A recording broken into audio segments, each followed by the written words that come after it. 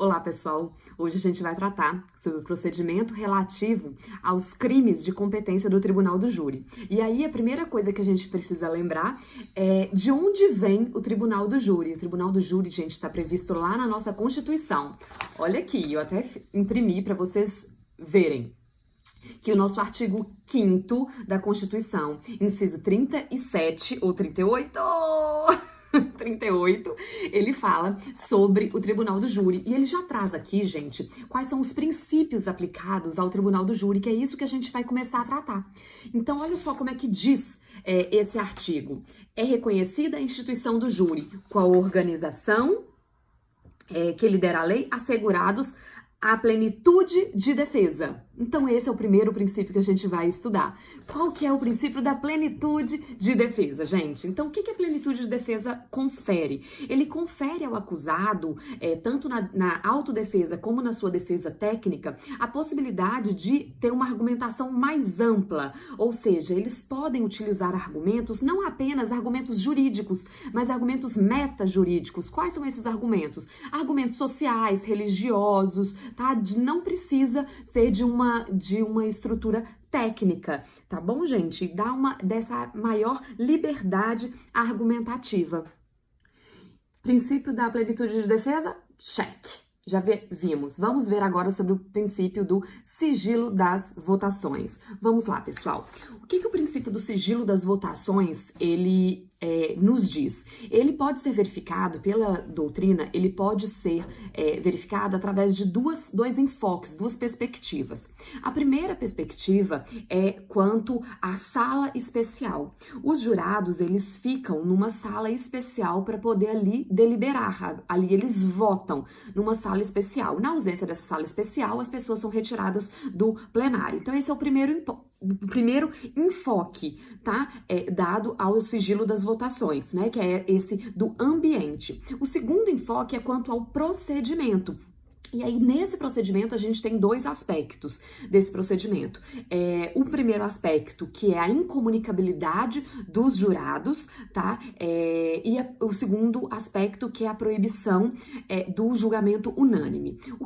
Como que a gente pode verificar esses dois? A primeira coisa, vamos falar sobre a incomunicabilidade dos jurados. Gente, os jurados, eles não podem falar sobre a causa durante o julgamento. O juiz, ele adverte os jurados logo no início do julgamento sobre essa incomunicabilidade. A incomunicabilidade, pessoal, abrange conversar sobre o caso, tratar sobre o caso com pessoas externas ou responder perguntas sobre esse caso, mesmo com os outros jurados. Mas a incomunicabilidade, gente, diz respeito ao caso. Os jurados podem conversar sobre outros assuntos, eles podem conversar sobre futebol, eles podem conversar sobre um vizinho, não tem problema. Eles não podem conversar sobre o caso, tá? Então essa que é a questão da incomunicabilidade. O fato dos jurados conversarem sobre outros assuntos não fere a incomunicabilidade dos jurados. O segundo aspecto, o segundo enfoque desse princípio é quanto à proibição da votação unânime. Porque a quantidade de jurados que vai votar são 7 jurados, a gente vai falar sobre isso mais pra frente. Então, se 7 jurados votarem no mesmo sentido para condenar, por exemplo, 7 jurados votaram para condenar, vai ficar óbvio que todos os jurados votaram para condenar. Então, desde 2008, com a reforma do nosso Código de Processo Penal, ficou vedada essa divulgação desse julgamento unânime. Então, atualmente, a votação ela é paralisada a partir do 4º voto idêntico. Então, se 4 votos foram sim num determinado sentido, ali a votação é paralisada. Então, a votação no sistema do Tribunal do Júri, no procedimento do Tribunal do Júri, ela é por maioria, exatamente para não revelar o voto dos jurados, né? A votação pessoal dos jurados, tá? Então, gente, isso é uma exceção ao princípio da publicidade, da motivação das decisões, lá previsto no artigo 93, inciso 9º da nossa Constituição. Porque esse princípio ele não vai ser absoluto, e aqui está uma mitigação a esse princípio. Os jurados não precisam motivar suas decisões e não há publicidade dessas decisões dos jurados. Ok, gente? Então, isso é sobre esse segundo princípio e então concluímos o princípio do sigilo das votações. Vamos para o próximo princípio. O nosso próximo princípio, então, é a soberania dos vereditos. Vamos lá, pessoal. A soberania dos vereditos é importante. A primeira coisa que é importante é que vocês tenham um conceito. O que é soberania dos vereditos, gente? É a impossibilidade de um juiz togado se substituir à decisão do jurado, tá? Na decisão da causa. Mas lembrar, gente, que é a decisão de mérito, tá? Então, em relação à decisão de mérito, um juiz togado não pode se substituir a um jurado. Isso é a soberania dos vereditos, tá? O mérito é de competência exclusiva dos jurados. Então, se um réu ele é condenado, ele apela para o tribunal e o tribunal conclui que nos autos há provas para condenação, há provas nos dois sentidos, tanto para condenação como para absolvição. O que o tribunal deve fazer? Em outros procedimentos, o tribunal absolveria, né? No tribunal do júri, não. O máximo que o tribunal pode fazer é anular aquele julgamento e mandar para que um novo julgamento seja feito. E aí, nesse novo julgamento, se ele for novamente condenado, o tribunal não pode fazer nada, tá bom, gente? Então, isso que é a soberania dos vereditos. É a possibilidade que o tribunal, a impossibilidade de um outro juiz, né, o tribunal, ele substituir e decidir um mérito de forma diferente daquilo que os jurados decidiram. Tá? Mas lembrar que essa soberania é apenas no que tange a decisão dos jurados, porque os jurados eles vão decidir se aquele crime ocorreu, as qualificadoras, as causas de aumento, tá? Então, quanto a isso, existe a soberania dos vereditos. Mas quanto àquelas decisões que são do juiz-presidente, por exemplo, o juiz-presidente que valora as agravantes, que fala sobre as agravantes. Então, quanto a isso, não há soberania dos vereditos. Sobre a análise de uma nulidade, o juiz-presidente que analisa também, então também não há soberania dos vereditos quanto a isso, tá, gente? Então, quanto à decisão dos jurados, a gente só vai ter o juízo rescindente. E quanto à decisão do juiz-presidente, a gente tem tanto o juízo decisório como o juízo rescindente. Meu Deus, o que é isso? Gente, o juízo rescindente é aquele juízo em que vai haver uma desconstituição, uma cassação daquela decisão. Só que nesse juízo rescindente, simplesmente vai ser devolvido para que seja proferida uma nova decisão. Ou seja, é o caso que eu dei de exemplo. O que o tribunal vai fazer? O tribunal simplesmente vai mandar que o tribunal do júri faça um novo julgamento. Já quando existe o juízo rescisório é aquele que permite que o próprio tribunal analise, o próprio tribunal profira uma nova decisão, substituindo a decisão anterior. Então, no caso das decisões do juiz-presidente, cabe sim o juízo rescisório, cabe tanto o juízo rescisório como o juízo rescidente. Agora, no caso da decisão dos jurados, não, só cabe juízo rescidente, ok? Gente, esse princípio da soberania dos vereditos, ele tá intimamente ligado ao princípio da non reformatio in peius, né? A proibição de reforma para pior. Essa proibição de reforma para pior, ela existe em dois aspectos. Ela pode ser non reformatio in peius direta ou non reformatio in peius indireta. O princípio da não reformatio in peius direta é aquele princípio que diz que, num recurso exclusivo da defesa, não pode ser proferida uma decisão de forma a piorar a situação do réu. Então, a situação do réu não pode ser piorada quando houve um recurso exclusivo seu. Isso é o princípio da não reformatio in peius direta. Já o princípio da não reformatio in peius indireta ocorre, gente, quando nós temos uma nova decisão sendo proferida pelo órgão competente e ainda que a decisão seja diferente quanto ao mérito, a pena não pode ser agravada. Vou dar um exemplo que eu acho que vai ficar mais claro para vocês. Pedro, ele foi condenado no tribunal do júri por homicídio simples. Vamos supor que ele foi condenado por homicídio simples. Só ele apelou, só ele recorreu, tá, gente? Aí o tribunal mandou que fosse feito um novo julgamento. Vamos supor que o recurso dele é porque a decisão dos jurados foi contrária à prova dos autos. Então, Pedro recorreu, o tribunal decidiu que tem que haver um novo julgamento e aí foi feito um novo júri. Gente, nesse novo júri, o Pedro, ele pode ser condenado por homicídio qualificado? Vamos supor que ele foi condenado por homicídio simples, no final das contas a pena dele ficou fixada em 4 anos, tá? No homicídio qualificado, ele pode ser condenado por homicídio qualificado nesse novo júri. Então, como que a gente vai conciliar esse princípio da não reformatio impeius e indireta com o princípio da soberania dos vereditos? Então, a primeira coisa, a soberania dos vereditos garante que a decisão dos jurados é soberana. Então, os jurados podem condená-lo por homicídio qualificado, tá? Mas o princípio da não reformatio impeius indireta, ele diz que a pena aplicada não pode ser maior do que a proferida no julgamento anterior. Então, se ele foi condenado no primeiro julgamento a 4 anos por homicídio simples, ainda que os jurados definam que ele julguem que ele é culpado por um homicídio qualificado, a pena máxima dele tem que ser os mesmos 4 anos, tá? Não pode haver um agravamento nessa pena, e isso é o que diz o princípio da non reformatio impeius indireta, aplicado no tribunal do júri, e isso, gente, foi uma decisão recente do STF pacificando essa interpretação do princípio da non reformatio impeius indireta no tribunal do júri. Ok, gente? Concluído mais esses princípios, vamos para o próximo. Vamos para o nosso último princípio, que é a competência para o julgamento dos crimes dolosos contra a vida. Gente, a primeira coisa que a gente vai lembrar, então, é que a competência do tribunal do júri é para os crimes dolosos contra a vida. O tribunal do júri não tem competência para o julgamento dos crimes culposos contra a vida, tá bom, pessoal? E o nosso Código Penal, ele traz 4 crimes que são dolosos contra a vida. Quais são eles? Homicídio, infanticídio, aborto, induzimento, instigação ou auxílio ao suicídio. São apenas esses 4 delitos.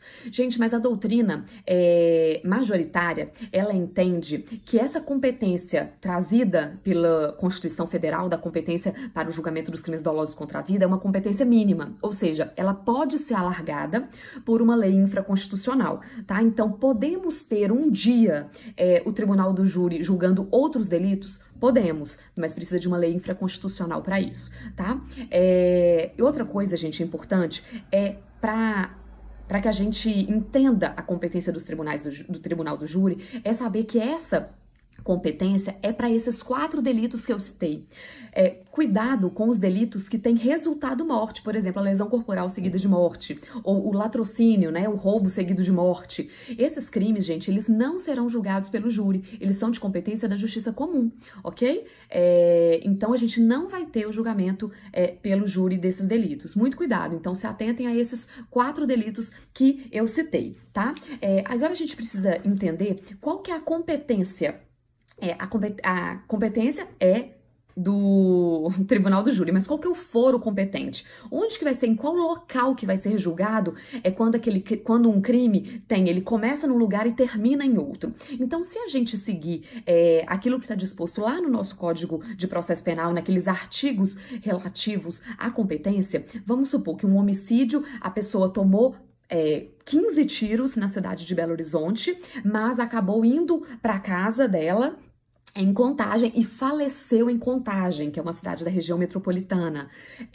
De quem seria a competência? Então, seguindo as regras do nosso Código de Processo Penal, a competência seria de Contagem, que é onde aconteceu o resultado, tá, gente? Então, o resultado, morte, aconteceu em Contagem. Então, Contagem seria o foro competente para o julgamento desse homicídio. O que acontece, gente, é que a doutrina e a jurisprudência, elas desenvolveram uma teoria que é a teoria do esboço do resultado, em que nesse caso é muito melhor, gente, para a colheita das provas, para verificar todas as circunstâncias do crime, que o foro competente seja aonde onde iniciou-se a conduta. Então, excepcionalmente, gente, a gente aplica nesse caso a teoria da atividade, que é onde que a competência para esse tipo de crime ela vai ocorrer, vai ser onde aconteceu a conduta e não onde aconteceu o resultado, como é a regra do nosso Código de Processo Penal. Então, essa, gente, é uma exceção,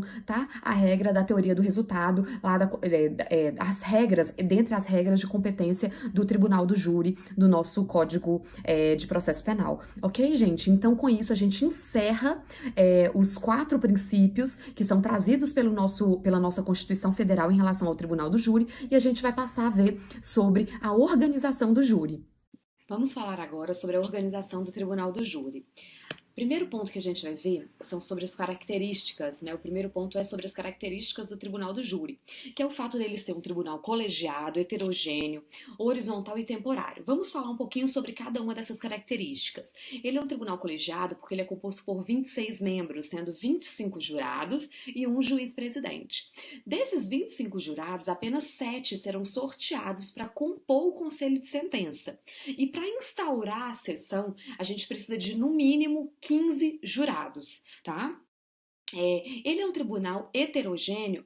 Só mais uma informação sobre o colegiado. Eu já tinha falado sobre isso, né? Que as decisões são tomadas por maioria, ou seja, a gente tem 4 votos num determinado sentido, já é considerada uma decisão em algum dos sentidos. Tá bom, pessoal? Ele é um tribunal heterogêneo, por quê? Porque ele é composto tanto de um juiz togado como de juiz leigo, né? Ele tem um juiz-presidente, que é um juiz togado, e o conselho de sentença vai ser composto por 7 juízes leigos, tá? Ele é um tribunal horizontal porque não existe hierarquia entre os seus membros, não existe hierarquia nenhuma em relação ao juiz togado e em relação aos juízes leigos. E ele é um tribunal temporário. Por quê? Porque os jurados, eles são renovados periodicamente. De tempos em tempos é feita nova listagem, são sorteados novos jurados, ok? Então ele é um tribunal temporário, tá, pessoal? Vamos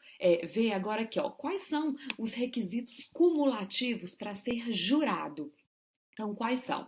A gente precisa de 2 requisitos. O primeiro deles é ser cidadão maior de 18 anos. E esse ser cidadão maior de 18 anos pode ser tanto brasileiro nato como naturalizado e no gozo dos direitos políticos. Gente, lembra que é cidadão, tá? Não basta ser maior de 18 anos, tem que ser cidadão. E possuir notória idoneidade, tá? Vamos agora ver sobre as isenções.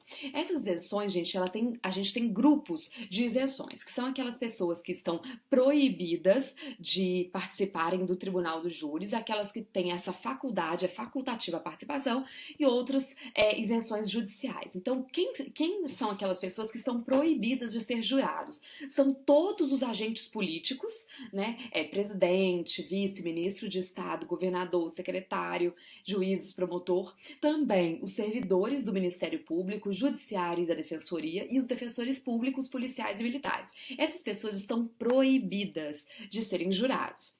Agora, existe também a situação daqueles que podem ser ou não jurados a depender da sua escolha. O CPP determina que os maiores de 70 anos, eles podem ser convocados, mas eles têm a faculdade de não atuarem. E tem também as isenções judiciais. Quais são essas isenções? São aquelas pessoas que vão informar, vão requerer que não têm interesse de serem jurados no tribunal do júri. E o juiz vai analisar. Só que esse não tem interesse, gente, não é simplesmente, eu não quero. Por quê? Porque vamos aproveitar e já vou tratar sobre essa perguntinha. Que é possível a recusa ao serviço do júri? Não, não é possível a recusa do júri. O que pode acontecer é que a pessoa pode alegar alguma escusa, né? Algum motivo de consciência, algum motivo moral, algum motivo religioso para não participar do júri, e aí o juiz vai analisar se há realmente justo impedimento. Se o juiz aceitar essa justificativa, o juiz vai impor uma obrigação alternativa para essa pessoa. Ok? E essa pessoa precisa cumprir. Ok, gente? Então as isenções são essas. A vedação ao jurado profissional. O que que é isso? Gente, não pode ser jurado uma pessoa que já tiver servido como jurado nos últimos 12 meses, tá? Então isso é o jurado profissional, é chamado de jurado profissional, aquele que usa, que ser jurado para ele se tornou uma profissão. Não pode acontecer isso. Quem foi jurado nos últimos 12 meses não vai ser jurado novamente. A gente já falou sobre a perguntinha e agora vamos para a responsabilidade penal dos jurados. Qual que é a responsabilidade penal dos jurados? Pessoal, os jurados, eles respondem da mesma forma que os juízes. Eles podem cometer os mesmos crimes que os juízes podem cometer. Eles têm as mesmas responsabilidades. Então, eles são funcionários públicos para fins penais, ok? E como que funciona o processo de seleção dos jurados? Olha, depende do tamanho da comarca, vai ser feita uma lista com pessoas em potencial para serem jurados, ou pessoas que cadastraram, ou que o juiz emitiu um ofício, expediu algum ofício perguntando para algumas instituições. Então, um exemplo, naquelas comarcas com mais de 1 milhão de habitantes, a lista dos jurados vai ter entre 800 a 1.500 jurados, tá? Então, a lista vai ser formada de 800 a 1.500 jurados. E aí, o juiz, ele que vai escolher, né, essas pessoas que vão compor essa lista, e aí ele vai publicar essa lista no Diário Oficial. Primeiro publica uma lista provisória, e as pessoas podem impugnar, e depois publica a lista definitiva. Essa lista definitiva, ela tem que ser publicada até dia 10 de novembro, tá, de cada ano. E aí, faltando entre o 15º dia útil e o 10º dia útil da sessão, para a sessão de julgamento, o juiz vai sortear os 25 jurados, ok? Então, nesse prazo, o juiz sorteia os 25 jurados que serão convocados. E aí, esses jurados vão sendo convocados, sendo que apenas 7 vão compor o conselho de sentença, mas para que seja iniciada, instalada a sessão, a gente precisa ter no mínimo 15 jurados.